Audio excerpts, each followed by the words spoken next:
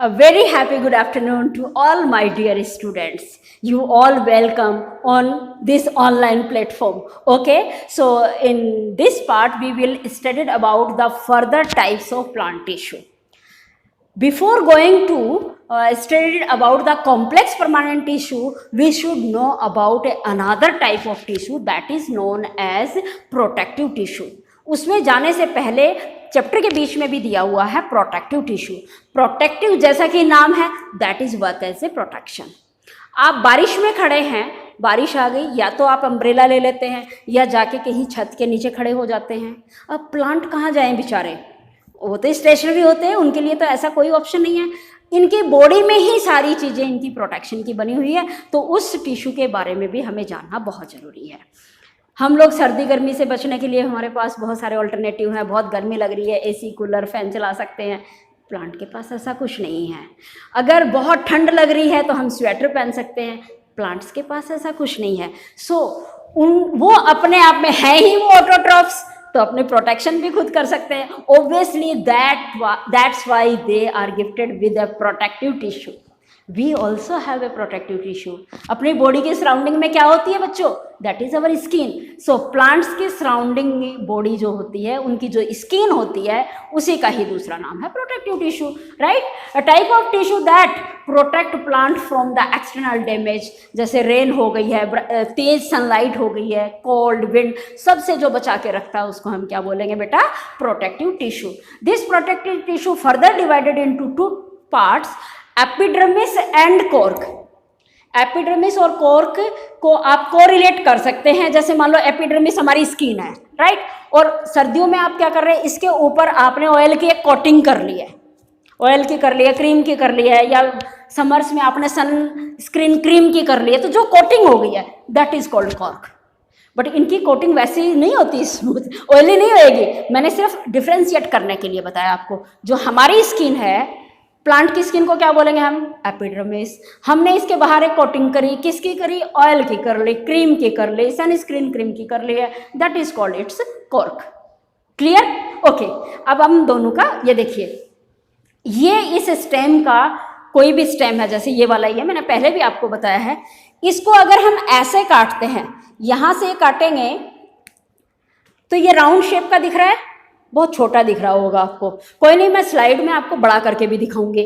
तो ये जो प्लांट की बॉडी है, स्टेम को हमने ट्रांसफर सेक्शन किया, तो इस टाइप की अलग अलग टाइप के टिश्यू इसमें आपको दिखाई दे रहे हैं. इसके इस रीजन को अगर हम और ब्रॉडर फॉर्म में देखें तो देखिए इस पार्ट में कितने टाइप की सेल्स आपको दिखाई दे रही. ये अलग टाइप का टिश्यू आ रहा है, इधर अलग है, इधर अलग है, ये कलर भी डिफरेंट हो गया. यहाँ पे कोई हेक्सागोनल, पेंटागोनल दिख रही हैं, बीच में ये आपको रेक्टेंगुलर दिख रही हैं. बुक में भी ये डायग्राम आपको दिया हुआ है. तो यहाँ से हमें ये पता लगता है कि प्लांट की जो बॉडी है वो एक सिंगल टाइप की टिश्यू की नहीं बनी हुई है, बट ये अलग वही टिश्यू है. इसमें कोई मेरिस्टेमेटिक भी मिलेगा, कोई आपको कोलेनकाइमा भी है, स्क्लेरेनकाइमा भी है, जो मैं लास्ट में एक बार फिर से आपको क्लियर करूंगी. अभी सिर्फ आपने फोकस करना है इस आउटर लाइन पे. ये जो सिंगल लाइन है that is the epidermis, skin of the plant. Right, location कहाँ हो गई, outer most layer of all parts of the plant. Plant की जो आउटर मोस्ट कवरिंग है वो किसकी बनी होती है बच्चों, एपिडर्मिस की. रूट हो गई, स्टेम हो गई, सब में कवरिंग का काम ही एपिडर्मिस कर रही है. अब सेल का स्ट्रक्चर देख लीजिए, वहां पे आपको क्लियर नहीं हो रहा था. ये देखो, सेल क्या टाइटली कंपैक्टली पैक्ड है, there is no intracellular space is present. हमारी बॉडी में, हमारी स्किन में क्या सेल्स अलग अलग है, नहीं ना, they are also compactly packed, but some pores are present on our skin. ऐसे ही कुछ पोर इस एपिडर्मिस में भी किसी पर्टिकुलर रीजन में मिलेंगे, उसकी भी हम बात करेंगे. राइट, देखिए structure. This tissue is made up of a single layer of cells. Single layer, ये देखिए ये वाली जो लेयर है, ये अंदर फिर इनर टिश्यू आ गया, सिंगल लेयर का बना होता है. हालांकि हमारी स्किन में बहुत सारी लेयर होती है, राइट, वो भी हम एनिमल टिश्यू में डिस्कस करेंगे. सेल्स आर इनलोंगेटेड एंड फ्लैट, चिपकी हुई सेल्स होती हैं, लंबी लंबी और चिपकी हुई होती हैं. No intercellular space are found between the cell. 1 cell, 2 cell, 3 cell, किसी के बीच में हमें कोई भी इंट्रासेलुलर स्पेस विजिबल नहीं है. फंक्शन क्या करेंगे, नाम जैसा क्या है इसका, प्रोटेक्टिव टिश्यू, ऑब्वियसली काम क्या करेंगे, प्रोटेक्शन का, तो protect all parts of the plant. In xerophytes epidermis become thicker. Xerophytes कौन से होते हैं बच्चों, जो डेजर्ट एरिया में होते हैं।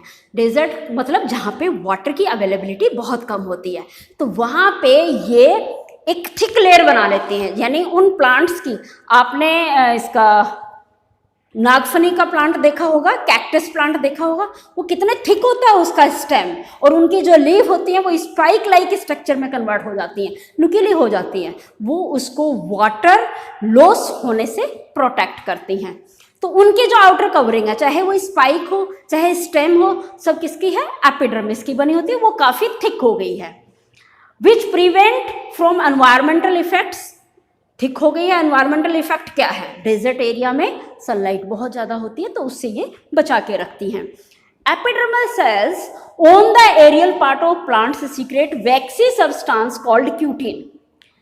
एक वैक्स लाइक सब्सटेंस ये सीक्रेट करता है एपिडर्मिस, उसको हम बोलते हैं क्यूटिन। तो जो ये क्यूटिन की लेयर है वो बिल्कुल वैसी ऑयली हो जाती है, जैसे मैंने आपको बताया ना, अपनी स्किन पे अगर हम विंटर्स में ऑयल लगा लेते हैं, तो जो ये क्यूटिन की लेयर है वो बिल्कुल ऑयली या वैक्सी लेयर, जो इम्प्रीमिएबल होती है, बाहर की कोई चीज़ वाटर वगैरह उसमें एंटर नहीं कर सकते।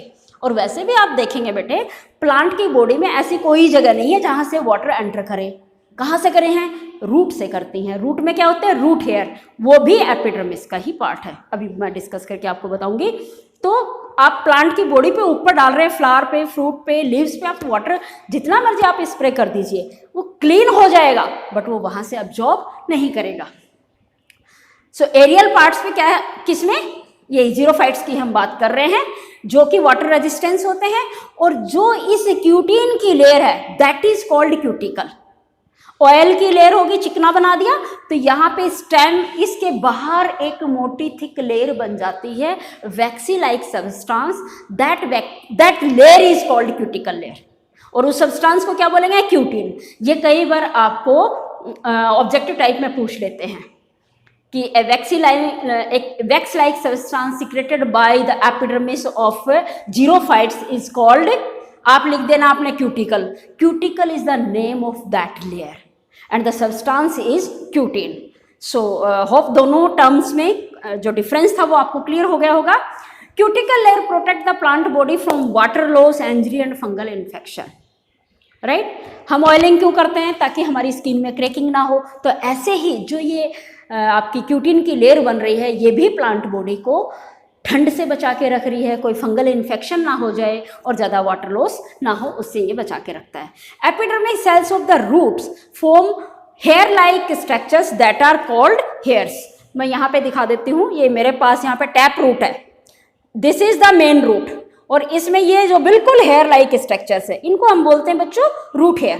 Actually these are the modification of epidermis है, जो एपिडर्मल टिश्यू है उसी की मॉडिफिकेशन है। Clear, okay.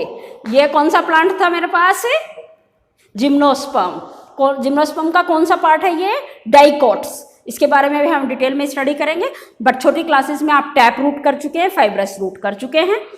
ये मेरे पास दूसरा प्लांट है, फाइब्रस रूट इसमें दिखाई दे रही है। इसमें बहुत ज़्यादा रूट हेयर्स होते हैं। तो रूट हेयर्स एक्चुअली क्या है, these are the modified form of epidermis tissue. Okay, next देखिए, फंक्शन क्या होएगा एपिडर्मिस का। फंक्शन एक और देख लीजिए आप, क्या है, रूट हेयर्स अब्जॉर्ब वाटर। जो रूट हेयर हैं ये किस काम, कौन सा काम करते हैं, ये अब्जॉर्प्शन का काम करते हैं।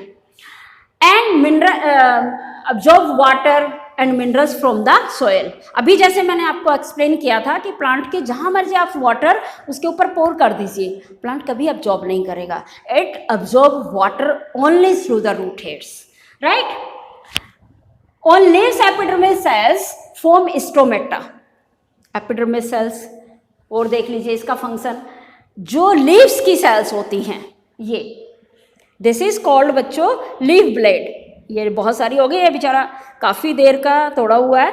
This is the leaf blade. इसके इस रीजन में भी बहुत सारे पोर होते हैं, तो नीचे वाले रीजन में भी बहुत सारे पोर्स होते हैं, ठीक है। उनको हम क्या बोलते हैं, स्टोमेटा। बट जो काउंटिंग है उनकी वो लोअर साइड पे ज़्यादा होती है, ठीक। और अगर हम इसको मैग्नीफाई करके देखें तो ये इस टाइप के दिखाई देते हैं, बहुत सारी सेल्स हैं 1 2 3 4 और उनके बीच में ये ओपनिंग आपको दिख रही है, this is the hole opening. आप इस तरीके से भी समझ सकते हैं, एक सेल ये है एक सेल ये, दोनों बीच में से अगर इस शेप की हो गई तो इनके बीच में जो पासेज बन गया that passage is called stomata. Clear? इस डायग्राम में आपको रूट हेयर की बड़ी स्ट्रक्चर दिखाई दे रही है, all these are the sand particles और सेंट पार्ट ये रूट हेयर है। वाटर जो है वो अब्जॉर्ब्ड इधर आ रहा है, किसकी वजह से आ रहा है? ये आपने 5th चैप्टर में ऑस्मोसिस पढ़ा है, किया है ना, कि लिविंग सेल्स में जो सेल मेम्ब्रेन है that is the semi permeable membrane, और ऑस्मोसिस क्या होगा? Flow of fluid from higher concentration region to the lower concentration region through a semi-permeable membrane is called osmosis. So here you can see the osmosis process. As we know, water content is rich in sand particles. That's why it flow from sand to the root hair.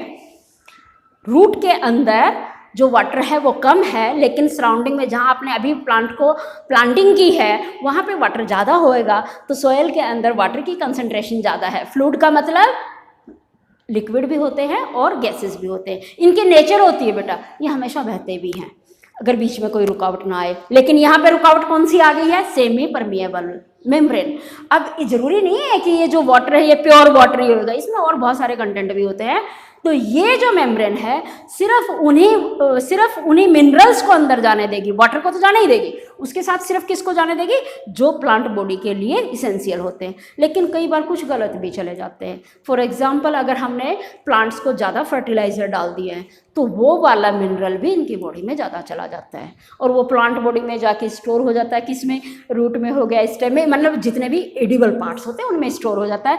Ultimately plant ने तो निकाल दिया, plant ने निकाल दिया, God ने इनको अपने आप में सर्वाइव करने की बड़ी एक अद्भुत कला दी है बच्चों। तो इनने तो किस में स्टोर कर दिया? जो फर्टिलाइजर्स वगैरह थे, जिस प्लांट का हम रूट खाते हैं उसके रूट में स्टोर हो गया, स्टेम में हो गया, लीफ में हो गया, फ्रूट में हो गया, सीड में हो गया। और खाया किसने उसको? फिर हम लोगों ने खाया, अदर लिविंग ऑर्गेनिज्म ने। हमारी बॉडी में वो कैपेसिटी नहीं है कि वो उन फर्टिलाइजर्स को बॉडी से बाहर निकाल सके। धीरे धीरे वही जो बॉडी में इकट्ठे होते चले जाते हैं, वही फर्दर कोई नई डिजीज़ का कॉज बन जाते हैं। उसके बारे में हम जो आपका 13 चैप्टर आएगा why do we fall ill, उसमें मैं बताऊंगी। तो स्टोमेटा का स्ट्रक्चर क्लियर हो गया है। This is cell, this is cell. इन सेलों का जिससे स्टोमेटा बनती है उन सेलों का नाम होता है बेटा गार्ड सेल। ये this is one guard cell, another guard cell. और इनकी शेप कैसी होगी? Kidney shape. किडनी क्या है? कहाँ है? हमारी बॉडी में प्रेजेंट होती है, जो कि आप 7th क्लास में बहुत अच्छे से कर चुके हैं। किडनी की शेप कैसी होती है? जैसे राजमा की शेप होती है। तो इन गार्ड सेल की भी शेप ऐसी है। गार्ड क्यों बोला है? क्योंकि यही इस होल की, स्पोर की ओपनिंग एंड क्लोजिंग को कंट्रोल करती हैं। दैट्स, अपने स्कूल के गेट पे गार्ड बैठे होते हैं, तो यहाँ पे इन ओपनिंग की, प्लांट बॉडी की जो ओपनिंग है स्टोमेटा है, वहाँ पे भी ये 2 गार्ड बैठी होती हैं, right. And these pores, these stomatas are responsible for gaseous exchange of gases की एक्सचेंजिंग के लिए रिस्पॉन्सिबल होती है। एज वेल एज प्लांट ने अगर मान लो ज़्यादा अमाउंट में वाटर अब्जॉर्ब कर लिया है, तो कई बार आप क्या देखते हैं कि लीव्स के ऊपर वाटर ड्रॉपलेट्स आ जाते हैं, इवन बारिश नहीं हुई होती, तो वो वाटर ड्रॉपलेट्स कहाँ से आई हैं? इन स्टोमेटा से बाहर निकल गई हैं, ये यहाँ पे इकट्ठी हो जाती हैं by the process of transpiration. ठीक है ना, जो एक्सेस वाटर बाहर निकल गया दैट इज कॉल्ड ट्रांसपीरेशन। तो ट्रांसपीरेशन का काम भी कौन कर रहे हैं? स्टोमेटा। अब प्लांट बॉडी में एक्स्ट्रा वाटर बाहर निकल गया है तो प्लांट की कूलिंग का काम भी ये कर रहे हैं। हमारी बॉडी में से स्वेट बाहर निकल जाता है तो बॉडी कूल हो जाती है, ऐसे ही प्लांट की बॉडी में से अगर एक्स्ट्रा वाटर बाहर निकल गया है प्लांट बॉडी भी कूल हो गई है। तो स्टोमेटा का काम क्या क्या हो गया है? गैसेस की एक्सचेंजिंग कर रहा है, एक्स्ट्रा वाटर को बाहर निकाल रहा है, साथ में ही प्लांट की बॉडी को कूल रख रहा है। Difference between bark and cork. अच्छा, कॉर्क का मैंने ज़्यादा इसमें डिटेल इसलिए नहीं बताया है, बस एक पिक्चर ऐसा है मेरे पास, एक पड़ी है पिक्चर, तो कहीं इधर उधर हो गई है बेटा, कोई बात नहीं। कई बार क्या होता है कि बच्चे दोनों चीज़ों को सेम समझ बैठते हैं कि बार्क है ये, यानी प्लांट की जो आउटर कवरिंग है, जो छाल होती है, उसी को ही वो कॉर्क भी समझ जाते हैं, बट ये डिफरेंट होती हैं बेटे। ये जो कॉर्क है इस बार्क के बाहर प्रेजेंट होता है, बिल्कुल आउटर, ठीक है। सो बार्क में बहुत सारी चीजें होंगी। क्या है main difference? Bark is refer to outermost layer तो है, लेकिन इसके भी बाहर की जो होती है that is called cork. Again, covering of the trunk and root of a plant. Bark क्या है? रूट की एंड ट्रंक यानी स्टेम की कवरिंग आती है। It is component of a bark. जो कॉर्क है दैट इज, ये है protective tissue but it is present outside the bark. Bark is formed from the both cork cambium and vascular cambium. तो cork क्या हो गया? बार्क का ही एक हिस्सा है। Only the secondary phloem consist of living sales. जो सेकेंडरी फ्लोएम आएगा उसमें बार्क में लिविंग सेल हैं, यहाँ पे कॉर्क में कोई लिविंग सेल्स नहीं होती, सारी की सारी डेड है। जो बार्क है ये क्या क्या काम कर रहा है? स्टोरेज का काम भी कर रहा है, प्रोटेक्शन का भी कर रहा है, ट्रांसपोर्टेशन का भी कर रहा है। क्यों? क्योंकि इसमें फ्लोएम प्रेजेंट है तो ट्रांसपोर्टेशन में भी हेल्प करता है। और जो कॉर्क है ये सिर्फ प्रोटेक्ट करता है रूट एंड शूट को। फॉर एग्जांपल वाटर लॉस से बचा दिया है इसने, एक्स्ट्रा सर्दी गर्मी उन सबसे ये प्रोटेक्ट करके रखता है। तो अब ये जो आपका कॉर्क वाला जो था आपका प्रोटेक्टिव टिश्यू, उसको आपने बार्क से अलग रखना है। नेक्स्ट आता है बहुत ही important part of this chapter, that is the complex permanent tissue. अगर ये ना हो तो प्लांट की बॉडी कभी सर्वाइव नहीं कर पाएंगी। So let's we start complex permanent tissue. The complex tissues are made up of more than one type of cells which coordinate to perform a common function. Why it is named as a complex? अभी तक जो मैंने tissue की आपको definition बताई थी कि a group of cells which are similar in shape and size work together to perform a specific function, उनको बोला था। अब यहाँ ये कह रहे हैं कि बहुत सारी सेल्स का ग्रुप है लेकिन वो सारी अलग अलग शेप की हैं। उन सेल्स को इंस्ट्रक्ट किया गया है कि भैया तुम अलग अलग शेप साइज की तो हो बट आपको काम एक ही करना पड़ेगा। That's why this tissue is known as complex permanent tissue. यानी एक टिश्यू है लेकिन उसमें डिफरेंट टाइप्स की सेल होती हैं। जबकि टिश्यू के डेफिनेशन में हमने क्या किया था कि single type of cells, a group of single type of cells, यहाँ पे वो चीज़ लागू नहीं होती। इसीलिए इसका नाम परमानेंट की बजाय परमानेंट के पहले सिंपल की बजाय क्या रखा? Complex, mixture of different types of cells. So यहाँ पे आप देख सकते हो एक छोटा सा ओवरव्यू आपको दिखाई दे रहा है। ये कुछ अलग टाइप की सेल हैं, इनकी शेप कुछ अलग लग रही है, सेंटर वाली बिल्कुल ही होलो दिख रही है, तो ये डिफरेंट डिफरेंट साइज का दिया हुआ है। So this complex permanent tissue further divide into two types, that is the xylem and phloem. Xylem and phloem together makes the vascular bundle in plant. What do you mean by vascular bundle? Vascular bundle, those bundles which are responsible for transportation of any substance inside the plant body. अब transportation plant body में किसकी होती है बच्चों? अभी जैसे root की हम बात कर रहे थे तो रूट किसकी ट्रांसपोर्टेशन करते हैं? वाटर एंड मिनरल्स की, right? Water and minerals absorb कर रही हैं तो उसको आगे भेज भी रही हैं। अब लीव्स में फोटोसिंथेसिस का प्रोसेस होता है, वहाँ पे फूड सिंथेसाइज होता है। अब फूड बन तो गया लेकिन उसकी भी तो फिर ट्रांसपोर्टेशन करनी है। बट जब उस फूड की जो ट्रांसपोर्टेशन होती है और जो रूट से जो ट्रांसपोर्टेशन होती है उसमें थोड़ा मेजर डिफरेंस है। क्या होगा देखिए, जो जाइलम है वो वाटर एंड मिनरल्स कहाँ से अब्जॉर्ब किया? इसने सॉइल से किया और अपवर्ड डायरेक्शन तक भेज दिया। ये थोड़ा प्लांट की हालत थोड़ी ख़राब हो गई है, चलो कोई नहीं। इनने वाटर एंड मिनरल्स अब्जॉर्ब किया और ऊपर तक लीफ तक भेज दिया, सेंड कर दिया है। लीफ ने फोटोसिंथेसिस से जो फूड सिंथेसाइज किया है उसको प्लांट के अपर रीजन में भी जाना है और लोअर रीजन में भी। तो यानी वाटर एंड मिनरल्स की जो मूवमेंट है वो यूनिडायरेक्शनल होती है, एक ही डायरेक्शन में जा रही है। सेकेंडरी जो फूड की डायरेक्शन है उसकी जो ट्रांसपोर्टेशन होती है ये मेन टू डायरेक्शन में होती है। अपवर्ड डायरेक्शन में भी हो सकती है और लोअर डायरेक्शन में भी। आप कहोगे कैसे? मान लो अपर रीजन में यहाँ पे आपका कोई फ्रूट इकट्ठा हो रहा है, एक्स्ट्रा फूड उसमें इकट्ठा हो रहा है, लीफ ने नीचे फूड बनाया तो वो जाके यहाँ पे स्टोर होगा कि नहीं होगा? सो इस टाइप की जो ट्रांसपोर्टेशन होती है जिसमें टू डायरेक्शन में ट्रांसपोर्टेशन प्रोसेस चल रहा है that is known as translocation. तो अब कंफ्यूज नहीं होना, 3 नए टर्म आए हैं आपके टी से। फर्स्ट मैंने बताया था transpiration, removal of extra water through stomata, that is called transpiration. Transportation, ठीक है, तो transferring of water and mineral from soil to the leaf और all part of the plant body, that is called transportation. Translocation, again transportation of food from leaves to all part of the plant body is called translocation. तो तीनों terms बिल्कुल clear हैं. Okay, कभी आपके दिमाग में एक बात आई है कि ये प्लांट इतने ऊंचे ऊंचे होते हैं, नीचे इनके रूट्स में कोई पंप नहीं लगा होता, फिर ये जो वाटर है वो सोइल से ऊपर तक कैसे जाता है? उसके लिए भी बेटे 3 फोर्स वहाँ पे काम कर रहे होते हैं. फर्स्ट तो जो मैंने वहाँ पे आपको ऑस्मोसिस का बताया था, जो पीछे वाली स्लाइड में कहीं मैंने दिखाया था, ये ऑस्मोसिस प्रोसेस में क्या हो रहा है कि हमेशा जो फ्लूइड है वो हायर कॉन्सेंट्रेशन रीजन से लोअर कॉन्सेंट्रेशन रीजन में जाते हैं. ओके, ठीक है. और दूसरी बात मैंने क्या बताई थी आपको कि ये स्ट्रोमेटा एक्स्ट्रा वाटर को बाहर निकाल रही है, तो जो ट्रांसपीरेशन हो रही है वो भी रिस्पॉन्सिबल है, ये ऑस्मोसिस हो रहा है ये भी रिस्पॉन्सिबल है. और तीसरी चीज होती है बच्चे, इसको बोलते हैं हम कैपिलरी एक्शन. कैपिलरी एक्शन किसको बोलेंगे कि कोई भी ट्यूब है, ये ट्यूब होती है, या आप किसी भी कपड़े का एक कॉर्नर ले लीजिए, उसको एक ग्लास में हाफ ग्लास वाटर करके उसमें कॉर्नर को आपने डिप कर देना है, तो आप देखेंगे कि जो वाटर मॉलिक्यूल है एक टच हुआ है और धीरे धीरे धीरे धीरे जो भी आप अपने हैंकी डाले है या कोई पीस ऑफ फैब्रिक डाला है पूरा वेट हो जाता है. क्यों? क्योंकि उन वाटर मॉलिक्यूल के बीच में फोर्स ऑफ अट्रैक्शन प्रेजेंट है, फोर्स ऑफ अट्रैक्शन भी काम कर रहा है. कैपिलरी एक्शन में क्या होएगा, जब ये लिक्विड किसी ट्यूबुलर स्ट्रक्चर में जाता है तो उसकी वॉल के साथ, जैसे हम चढ़ते हैं ना ऊपर स्टेयर्स से पकड़ पकड़ के, ऐसे वो वाटर मॉलिक्यूल उस वॉल को पकड़ पकड़ के अपने आप ऊपर की तरफ चढ़ते रहते हैं. That is known as capillary action.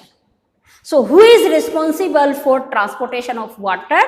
Osmosis process, transpiration, capillary action and force of attraction present between the water molecule. तो ये मैंने आपको बता ही दिया था. इसमें जाइलम का मेन कॉन्सेप्ट अब आपको क्लियर हो गया होगा. लोकेशन कहाँ है? पूरे मेन बोर्ड होते हैं. This is located in all part of the plant. Water की हर जगह जरूरत है तो हर जगह ये प्रेजेंट होता है, as well as centre of the vascular bundle. यानी प्लांट बॉडी के सेंटर में, हमारी बॉडी के सेंटर में कौन होती है बच्चों? बोन. बाहर क्या है? स्किन. उसके बाद क्या आएंगे? मसल्स एंड ब्लड वेसल्स आएंगे, हमारा नर्वस टिश्यू आएगा. बट अगर मान लो इस हाथ की यहाँ से क्रॉस सेक्शन किया जाए तो बीच में सेंटर में कौन आएंगे? बोन. ऐसे ही प्लांट की बॉडी में सेंटर में कौन आएंगे? जाइलम. पक्का?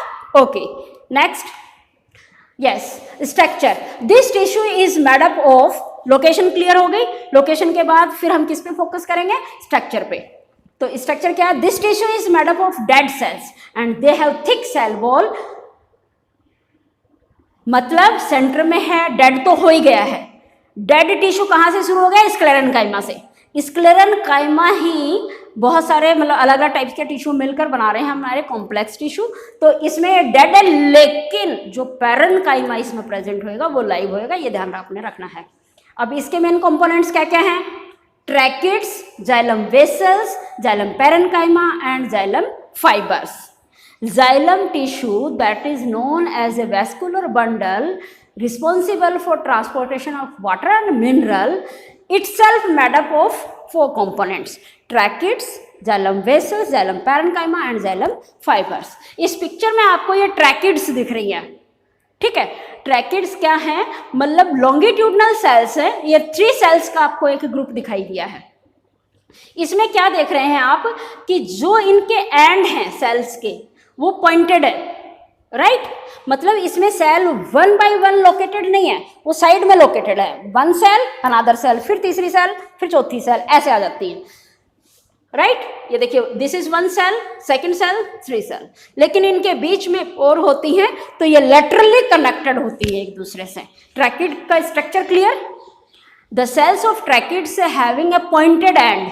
किनारे पे ये पॉइंट है, बस यहाँ खत्म है, ये यहाँ खत्म है. अब इसके ऊपर हम ये तो शिफ्ट कर नहीं सकते, तो ये साइड में होती हैं. यानी जो वेस्कुलर बंडल है, जाइलम है, मेन सेंटर में कुछ और होगा, ये उसके साइड में लोकेट होती हैं. सेंटर वाले को देखते हैं अब जरा. ट्रैकिड्स का क्लियर हो गया. देन आती है जाइलम वेसल्स. बिल्कुल पाइप लाइक स्ट्रक्चर. अपने घरों में जो वाटर के पाइप लगे हुए हैं बिल्कुल वैसे ही हैं. इसकी सेल्स क्या है? ये देखिए, इनलोंगेटेड सेल है वन बाय वन लोकेट है। ये एक सेल का पोर्शन दिखाया, अगली सेल आएगी इसके ऊपर लोकेट होएगी और नीचे ये यहाँ पे देख लीजिए इस पिक्चर में, दिस इज वन सेल, उसके ऊपर दूसरी, ये थर्ड, इनमें आपको न्यूक्लियस विजिबल है और पूरी साइटोप्लाज्म की भरी होती हैं, but these are dead in nature, ये डेड सेल होती हैं कि इनका जो न्यूक्लियस वगैरह है ये सारे डेड होके सेल को सेंटर में से होलो कर देती हैं, खाली कर देती हैं, that's why these are known as vessels. हमारी बॉडी में ब्लड वेसल्स होती हैं, तो प्लांट की बॉडी में जो वाटर एंड मिनरल्स की ट्रांसपोर्टेशन करने के लिए एक्चुअल जो कंपोनेंट होता है जाइलम टिश्यू का, that is the xylem vessels. Okay, tube like हो गई हैं, end to end arrangement of cell, एक सेल उसके बाद ऊपर दूसरी तीसरी, तो ये अरेंजमेंट भी क्लियर हो गया है। Conduct water and minerals, lignified cell wall, dead cell होती है, सारी की सारी सेल डेड हैं, साइटोप्लाज्म सब खत्म हो जाता है, that's why in at centre they are hollow, खाली होती हैं। थर्ड नंबर पे जाइलम का जो कंपोनेंट है children, that is the xylem parenchyma. Parenchyma starting में मैंने आपको बताया था कि जहां पे भी पेरेनकाइमा वर्ड आएगा आपको दिमाग में बात क्लिक हो जानी चाहिए कि सेल्स इसकी लाइव होंगे, तो लिविंग सेल्स होती हैं और काम क्या करेंगी जाइलम में, फूड स्टोर करने का। अब जल्दी से क्लिक करिए अपने दिमाग में, कौन कौन से प्लांट्स की हम रूट खाते हैं। Yes, hurry up. हाँ, होप कि आपके दिमाग में एग्जाम्पल आगे होंगे। फोर्थ जो कंपोनेंट है जाइलम का, that is the xylem fibre and it is made up of sclerenchyma tissue, that is totally dead tissue. ये जाइलम फाइबर का स्ट्रक्चर देख लीजिए, जो अब इसको कोकोनट के बाहर जो फाइबर होती है हेयर लाइक स्ट्रक्चर, उनको देख सकते हैं। काम क्या हो जाएगा, डेड है, हार्ड है, तो provide strength, lignified dead cell wall, cell wall, ये सारे आप देख सकते हैं, चारों टाइप के क्लियर दिखाई दे रहे हैं। अब यहाँ से आप इसको क्लियर कर सकते हैं। देखिए ये ट्रैकिड का स्ट्रक्चर दिखाया हुआ है, इसी का ही इलोबरेटेड क्रॉस, बाहर से देखोगे तो ऐसी दिखेगी, क्रॉस सेक्शन इसका ऐसा है। And this is the tubes, this is xylem fibre. Parenchyma इसमें नहीं दिखाया है, ये दोनों ट्रैकिड्स है। एंड क्या है इसका, पॉइंटेड एंड, इनका कटेड एंड है, राइट। ओके, नेक्स्ट आता है बच्चों हमारा फ्लोएम टिश्यू। यस, लोकेशन देखें इसकी कहां पे लोकेट है। This is located in all parts, root, stem, leaves of the plant as well as outer part of the vascular bundle. मैंने आपको बताया कि जो जाइलम है वो सेंटर में है और उसके ठीक बाहर की तरफ कौन होता है, फ्लोएम, राइट। फ्लोएम जैसा कि इसका नाम है तो फंक्शन भी कंडक्ट ऑफ फूड करेगा। स्ट्रक्चर देख लेते हैं, ये खुद किसका बना होता है, it is made up of living cells except fibre. Difference देखिए, जाइलम में हमने क्या देखा कि तीन चीज डेड थी, उसमें क्या क्या डेड थी, उसमें ट्रैकिड्स भी डेड थी, उसमें आपकी जाइलम वेसल्स भी डेड थी, तो जाइलम फाइबर भी डेड था। बट फ्लोएम में सिर्फ और सिर्फ जो फ्लोएम फाइबर्स होते हैं वो डेड है, बाकी तीनों लाइव होती हैं। कौन कौन सी हैं इसमें, सीव ट्यूब्स, ट्यूब है सीव आपने घर में चलनी देखी है, जिसमें मम्मी आटा छानती है, या दूसरी छलनी है जिसमें चाय वगैरह, दूध या कोई भी लिक्विड को हम फिल्टर करने का काम करते हैं, तो ये ट्यूब है और ट्यूब्स के ऊपर सीव बनी हुई है। मैं आगे स्ट्रक्चर में दिखाऊंगी आपको। कंपेनियन सेल, इन सीव ट्यूब्स को कौन सपोर्ट कर रही है, कंपेनियन। तो जाइलम में कौन करती हैं, जाइलम वेसल्स को सपोर्ट कौन कर रही थी, ट्रैकिड्स। यहाँ पे सपोर्ट कौन करेंगे, companion cells. Phloem parenchyma, again parenchyma है तो लिविंग है, तो ये तीनों कंपोनेंट तो लिविंग होते हैं बेटा, और फ्लोएम फाइबर जो होते हैं वो डेड होते हैं। नेक्स्ट आता है सीव ट्यूब्स, इसी को सीव ट्यूब को हम डिटेल में देखेंगे। Tube like structure, thin walled cells are placed one by one another and the wall is porous, sieve plate is present. मतलब एक सेल जहां खत्म हो रही है, आगे मैं डायग्राम में दिखा देती हूँ आपको, ये देखिए, दिस इज ये वन सेल ऑफ ये sieve tube, this is the another tube. जहां पे सेल ये एक के ऊपर दूसरी लोकेट हो रही है, प्लेस हो रही है, उनके बीच में ये जाली बनी हुई है, इसको हम सीव प्लेट भी कह सकते हैं। भी बहुत सारी जालियों की एक प्लेट है, तो ये सीव प्लेट है इसके साथ, और इनके साथ वाली these are known as companion cell. इनको हम क्या बोलेंगे, कंपेनियन सेल। जैसा नाम है, these are the best friend of sieve tubes, right. अब sieve tubes, tube like structure, thin walled cell होती हैं, cells are placed one another, the wall is porous and sieve plate is present. These are the main feature of sieve tubes. So hope कि आपको sieve tube बीच वाला, अब साथ में comparison करते जाइएगा। जो जाइलम था उसका सेंटर में कौन थी? Xylem vessels. फ्लोएम के सेंटर में कौन होंगी? sieve tubes। उनका सपोर्ट कौन कर रही थी? ट्रैकिड्स। तो फ्लोएम को सपोर्ट कौन कर रही हैं? Companion cells. Associated with the sieve tubes thin cell wall. एक दूसरी बात ये भी है कि जो आपकी ये सीव्स होती है बीच में पोरस होती है, इनका जो न्यूक्लियस है ना वो ज़्यादा लाइव है, बट इनका न्यूक्लियस वर्किंग नहीं होता। फिर इनको हम लाइव क्यों कहेंगे? क्योंकि पूरा का पूरा इनको जो काम है, जो सेल का पूरा फंक्शन है, that is done by the companion cells, right? That's why sieve tubes are also consider as a living cells. Here is the phloem parenchyma. Content थोड़ा सा छोटा हो गया है, मैं आपको इसका फंक्शन बता देती हूँ। पैरेन्काइमा का काम क्या होता है? फूड को स्टोर करने का। सेल क्या है? सारी लिविंग है और कंडक्ट लैटरल, जो फूड है उसको लैटरल साइड में की कंडक्शन का काम भी ये करते हैं। सो ये चारों हैं, मैं क्लियर अभी करती हूँ आपको। उससे पहले आप जो फोर्थ कंपोनेंट है फ्लोएम का उसको भी देख लीजिए, फ्लोएम फाइबर। तो फाइबर जहाँ हो गया, क्या हो गया? डेड हो गया। और मैंने स्टार्टिंग में ही आपका बताया था कि फ्लोएम के तीनों कंपोनेंट लाइव हैं एक्सेप्ट फ्लोएम फाइबर। तो डेड सेल से give mechanical support, plant body को स्ट्रेंथ प्रोवाइड करते हैं, conduct food in lateral side. इसका भी फंक्शन वही है, बराबर की साइड में जो आपकी sieve ट्यूब है वो लीव से फूड बना, यहाँ इस लीव ने फूड बनाया, इसके अंदर जो sieve ट्यूब है वो नीचे की तरफ ले गई, ऊपर की तरफ ले गई, लेकिन साइड के जो ब्रांचेस हैं वहाँ कौन कंडक्शन का काम करेगा? That is phloem parenchyma and phloem fibres. ये फ्लोएम फाइबर का स्ट्रक्चर देखा, डेड है टोटल। यहाँ पे ये कि पूरा सारा कुछ दिखाई दे रहा है। देखिए ये सेंटर में sieve ट्यूब है, इनके साथ लगी हुई these are the companion cells जो कि इन sieve ट्यूब का भी पूरा काम करती हैं, राइट?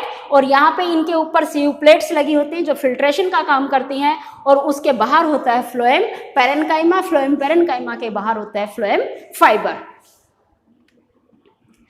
अब एक छोटा सा दोनों के बीच में डिफरेंस जो मैं स्टार्टिंग से ही करवाती आ रही हूँ, यहाँ पे भी देख लेते हैं। जाइलम क्या करता है? It carries water and mineral from roots through the leave, और ये क्या करेगा? It carries, phloem tissue carries food materials from leaves to the all part of the plant. हर पार्ट पे, इसका आप एक स्क्रीनशॉट ले सकते हैं। It is composed of dead cell except xylem parenchyma. It is made up of living cell except phloem fibre. It is a thick cell wall, and इसकी cell wall क्या होगी? थिन होएगी। Cells are impermeable to the water. जो आपकी xylem की sales होती हैं, dead होती हैं, तो वो अलग से वाटर नहीं आएगा, उसके अंदर भी अलग से वाटर नहीं आएगा। वाटर कहाँ से आएगा? सिर्फ और सिर्फ रूट हेयर्स से, राइट? इसकी सेल्स आर परमिएबल होती है फूड कंपोनेंट्स के लिए, लैटरल उसकी ट्रांसपोर्टेशन भी चलती रहती है। Cells are made up of lignin. Lignin is a cementing material that is secreted by the cell wall, and that's why the cell wall of these tissue, the cells from which this tissue are made become cementing, बिल्कुल impermeable बना देती हैं। तो xylem है ये mechanical strength provide कर रहा है प्लांट को, और जो फ्लोएम है इसमें फ्लोएम फाइबर जो है वो मैकेनिकल स्ट्रेंथ का काम करते हैं। बाकी जो इसके कंपोनेंट्स हैं वो सारे फूड की ट्रांसपोर्टेशन में, ट्रांसलोकेशन में हेल्प करते हैं। Next please. ओके, तो यहाँ तक बच्चों आपने 3 डिफरेंट पार्ट्स में प्लांट टिश्यू को अच्छे से जान लिया है। अब जो नेक्स्ट वीडियो में डिस्कस करेंगे हम एनिमल टिश्यू के, तो उससे पहले एक बार मैं प्लांट टिश्यू को पूरा जो 3 पार्ट्स में हमने किया है उसको रिकैपिचुलेट कर देती हूँ। प्लांट टिश्यू का कॉन्सेप्ट आपको क्लियर हो गया है। इसके 2 मेन टाइप्स होते हैं, meristematic tissue and permanent tissue. Meristematic further divided into 3 types, apical, lateral and intercalary meristem. ठीक, उनके आगे फर्दर डिवीजन नहीं है। फिर परमानेंट टिश्यू को 2 कैटेगरीज में डिवाइड किया, simple permanent tissue, complex permanent tissue. Simple permanent tissue को हमने फिर 3 कैटेगरीज में डिवाइड किया, पैरेन्काइमा, कोलेनकाइमा एंड स्क्लेरेनकाइमा। और जो कॉम्प्लेक्स परमानेंट टिश्यू था that is divided into 2 categories, these are the xylem and phloem. Xylem जल की ट्रांसपोर्टेशन करता है, फ्लोएम फूड की ट्रांसलोकेशन करता है। और जो डिफरेंट टर्म्स आई थी आपकी टर्मोलॉजी वो भी क्लियर हो गई होगी। ट्रांसपीरेशन क्या है, ट्रांसपोर्टेशन क्या है, ट्रांसलोकेशन क्या है। तो होप अब मैं आपसे जरूर उम्मीद करूंगी कि प्लांट टिश्यू आपको बिल्कुल क्लियर हो गया होगा। हाँ, बीच में रह गया आपका कौन सा, प्रोटेक्टिव टिश्यू, जिसको हम ना सिंपल में कंसीडर कर सकते हैं, ना ही हम इसको कॉम्प्लेक्स में, ना परमानेंट टिश्यू में कंसीडर कर सकते हैं। This is the different type of tissue that form the outer covering of plant body. नाम प्रोटेक्टिव है, ऑब्वियसली प्रोटेक्शन का काम करता है। इसके भी फर्दर 2 पार्ट्स मैंने बताए थे, एपिडर्मिस एंड कॉक। Okay, thank you children, have a good day.